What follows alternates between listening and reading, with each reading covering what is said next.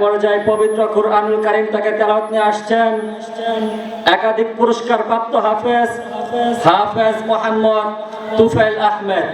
হাফেজ মোহাম্মদ তুফাইল আহমেদ। أعوذ بالله من الشيطان الرجيم. بسم الله الرحمن الرحيم.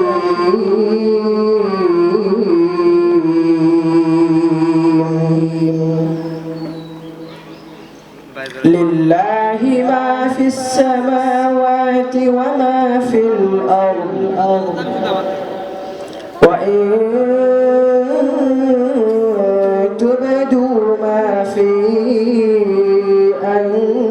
أنفسكم أو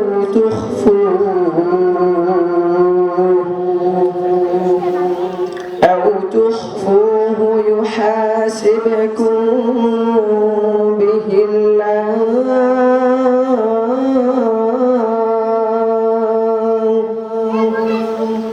فيغفر لمن يشاء ويعذب من يشاء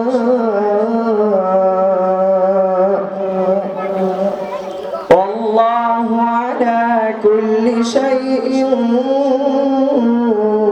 قدير.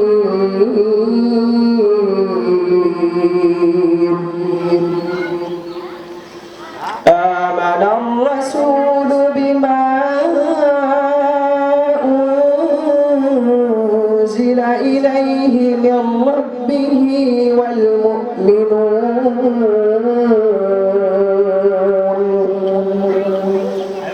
كل آمن بالله وملائكته وكتبه ورسله لا نفرق بين أحد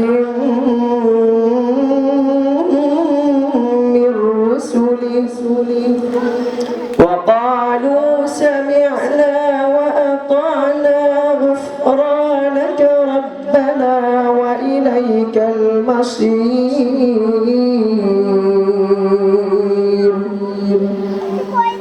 لا يكلف الله نفسا إلا وسعها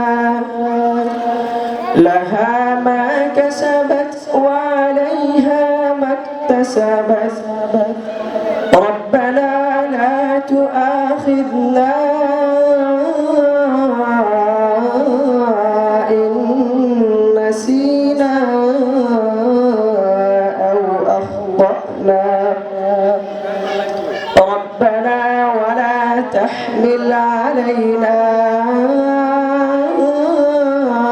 إصرا كما حملته على الذين من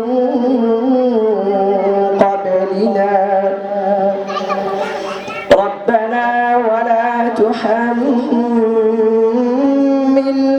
ما لا طاقة لنا به واعف عنا واغفر لنا وارحمنا أنت مولانا فانصرنا على القوم الكافرين.